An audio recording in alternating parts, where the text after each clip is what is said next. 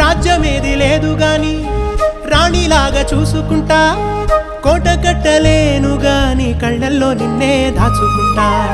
రాత ఎట్లా రాసి ఉన్నా ఆ మార్చి నీతో రాసుకుంటా. స్వర్గమంటూ ఉన్నదంటే అది నీతోనే ప్రతిరోజు పంచుకుంటా.